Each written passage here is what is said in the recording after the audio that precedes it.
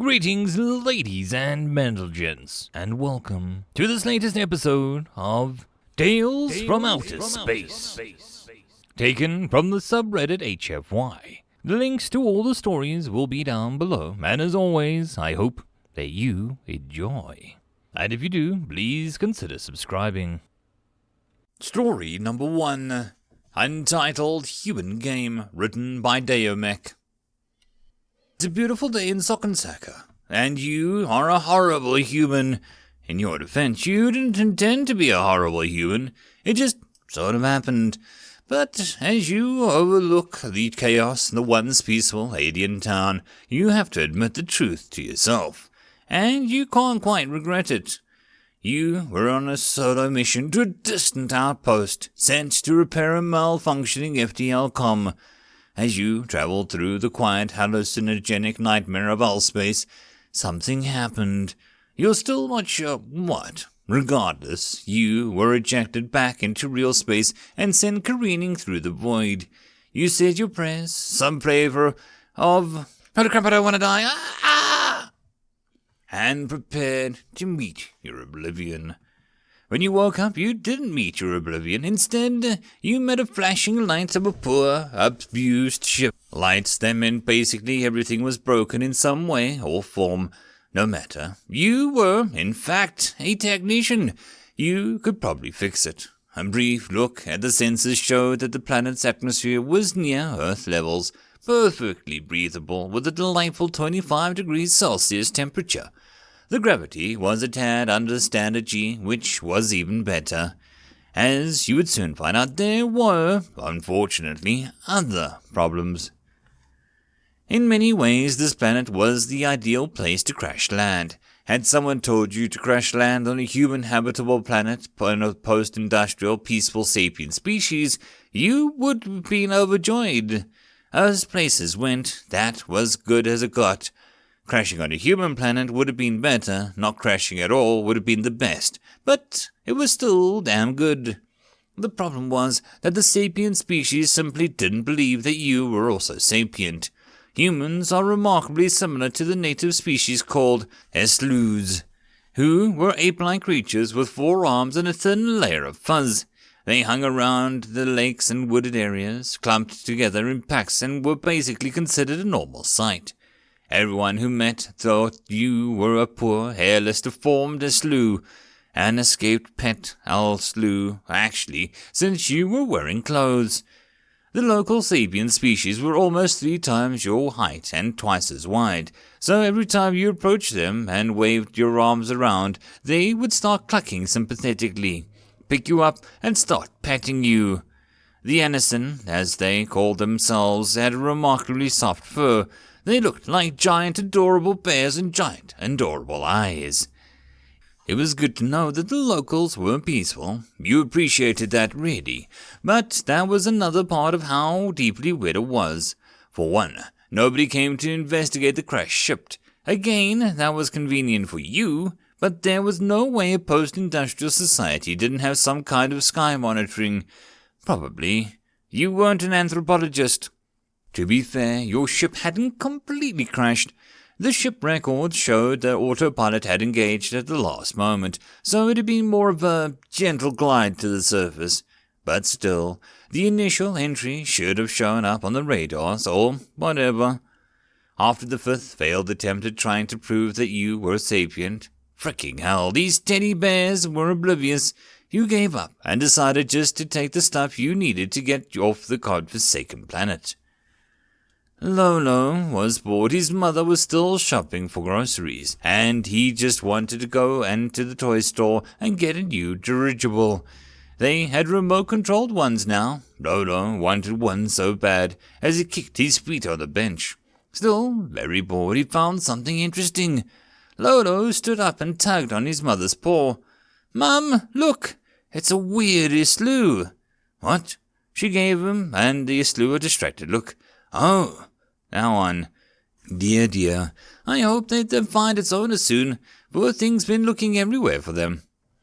The Slooth had a squished face with only 2 arms, which was kinda weird, and its fluffy fur was only at the top of its head. Maybe that's why the owner had made it to wear clothes. It probably got really cold. Can I go play with the Islu? Don't bother it, Lolo.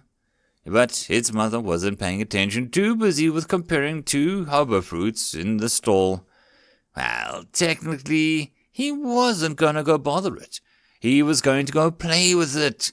Unnoticed, Lolo hurried away from the mother and approached the Islu. The Islu was dragging a wrench from the shed. What was it going to do with that? That's not yours, said Lolo.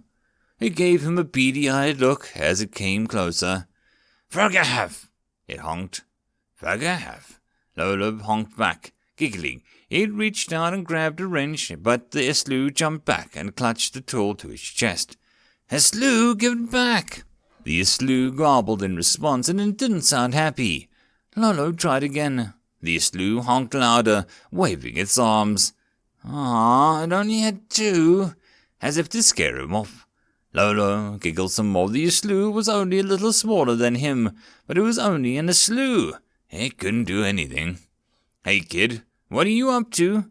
All of Lolo's noise had attracted the shed's owner, who approached with a frown. The owner squinted at the kid and then at the Islu, realizing surprise and annoyance. Hey, that's my wrench. Then the adult tried to grab it, and then all hell broke loose. You didn't mean to trip the kid. You really didn't mean to. Honest. And you didn't mean to go careening into the market stall, knocking over the weird fruit and throwing some of the panicked attempt at distraction. You also didn't mean to run into the electronics store, grab a radio, crash a TV equivalent, and go screeching into the distance. Okay, maybe you did intend to grab a radio, but you didn't intend to grab it like that. You felt pretty bad about it all, but you had to admit that your foray into town was the most productive yet. You brought back the fruit, edible by humans, raw metal in the form of a wrench, and more electronic components with the radio. At this rate, you'd only need to make another few more trips and you could repair your ship.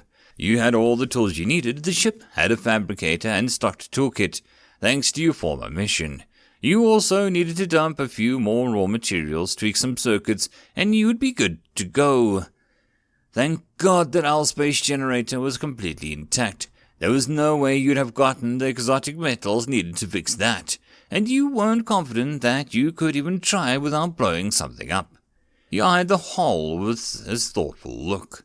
As cool as ninjas were, you never were that good at whole sneaking around thing, and considering how much you got, maybe it was a lesser of evils just to grab things as fast as possible. You'd be out of their hair, and they'd be out of yours.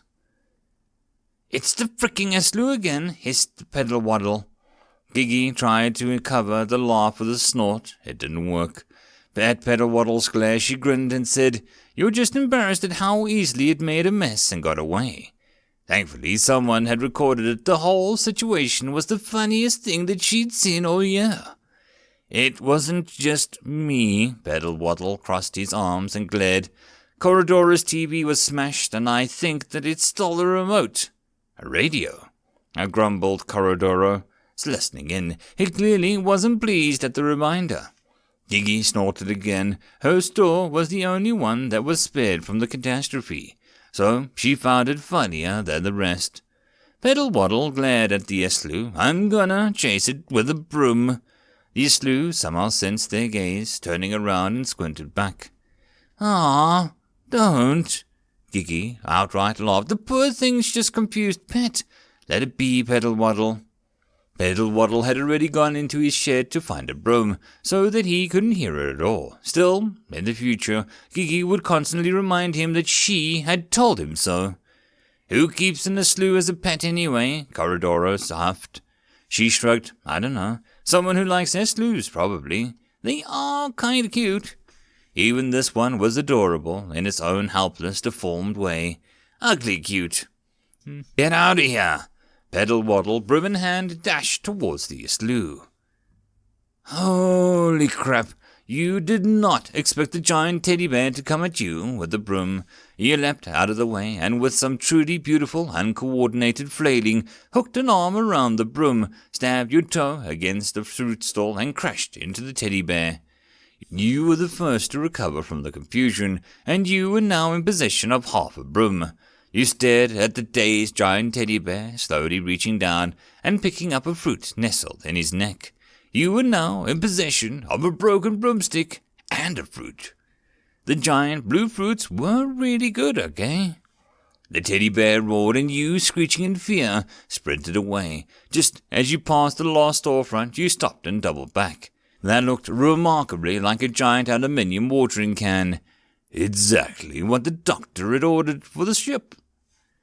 Gigi abruptly stopped laughing, and the Aslu ran into her store, grabbing the most expensive watering can on display, and ran out. "Not so funny now, is it?" Corridoro said triumphantly. Panting, you made it back to the ship without being followed. Man, that had been a rush. A little too close for comfort in some ways, but you snagged a lunch and a major component for repair. You bit into the delicious, juicy fruit and chuckled to yourself. It was the size of a cantaloupe with the texture of a blueberry and the sweet taste of something completely foreign. All in a day's work. You glanced at the checklist. The advantage of the teddy bear's enormous size was that all the material of their objects were oversized too. The watering can contained enough aluminium, and a radio had copper and ferrite aplenty.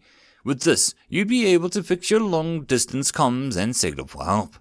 You did just that, spending several hours grunting and swearing as you coaxed the delicate tech to cooperate. Once the computer gave the go-ahead, you heaved a sigh and flicked the metaphorical switch. Nothing. No signal. You frowned and ran diagnostics. There was nothing wrong with the actual transmitter. It just couldn't get a signal past the atmosphere, nor could it reach or receive anything.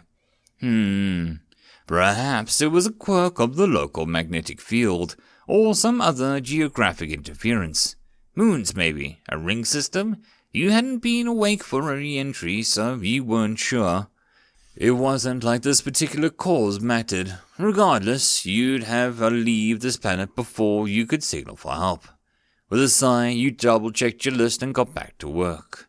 You needed chromium and nickel. If the teddy bears were anything like humans, which they were to be frankly weird and almost suspicious degree, you would find the metals in silverware. The market you hung around didn't sell proper silverware, so you decided to look elsewhere. After a fair amount of research, you found a restaurant, or a bar, either way. It had solid utensils. With this, you'd be able to get airborne. Unfortunately, the teddy bear cleaning the courtyard refused to let you in. Despite your multiple approaches, the bear seemed to have a second sense that alerted him to every frantic dash inside. Well, you weren't a ninja, but you'd have to try a different approach. The three shopkeepers drank mournfully. All that inventory, Boo moaned, Pedal waddle, all smashed. That stupid Aslu, Corridoro clenched his paw. It stole a second radio, as if one wasn't enough. What can it even do with a radio? And my watering can. Shut up, Gigi, said the other two, synchronized. She'd gotten off remarkably lightly compared to what that devil of an Aslu could get up to. She chuffed, but there was little smugness, too. Pedal Waddle sat up. Is that the horror? Gigi and Corridoro looked around. The restaurant, thankfully, remained Aslu-free. What are you talking about? She asked. Have you been traumatized by the Aslu? Corridoro scratched his muzzle. The window, you idiots! They turned, and to their horror, their devil Aslu had climbed up a tree just outside and was squeezing itself through the propped-up window. The trio panicked. Gigi and Pedal Waddle charged while Corridoro cried out for the waitress in warning. They were too late. With the plop, the Aslu fell into the building, and its trademark chaos broke loose. So, chaos. Back to overlooking the once peaceful town. You're overlooking it in a newly repaired ship hovering over its quaint glory. You can see everything from here, the market, the bar, the hordes of panicking people. The part of you might even miss this place. There's even something both invigorating and relaxing about making a mess. You might miss those cute, giant teddy bears. You'll definitely miss those fruits. With a grin, you tap the radio transmitters. Every single device in town will be transmitting your last honk. Aslu, fricking off. Satisfied, you head into the stars. A year has passed since the devil Aslu had abducted by aliens. Wherever it is, whoever it's with, it's their problem now. The town has just returned to proper normalcy, though the trio of shopkeepers, plus the waitress and the pure Lolo, keep a wary eye out, just in case. In the peaceful Sokonsaka, across the planet, the world-shaking broadcast is made. Everyone turns on their television and peers into the handheld devices, and is generally glued to one or another. To everyone outside the town, it is time for joy and awe. There is intelligent life outside of their planet, and they're friendly. Everyone in the town, however, has a much different reaction. Pedal Waddle stares in open-mouthed horror. He knows those beady eyes, that deformed smugness, that terrifying honking. Freaking hell, there's more of them. End of story. I hope that you enjoyed, and if you did, please consider subscribing. If you wish to support the author, there is a link to the original story, so pop over there and give him your support. If you wish to support this channel, however, there are a few ways to do so. The best and easiest would be to share this video with other people, as well as liking, subscribing, and leaving a comment. All of these things tell the algorithm that this channel is at least vaguely interesting, and that may share it with other people. If you wish to support the channel in some other manner, watching my other videos would also help tremendously. Or, if you really like, there is a link down below to leave a tip, or to join the Patreon. Any and all support is very much appreciated. And I hope that you all have a good one until the next time, and I'll see you then. Cheers.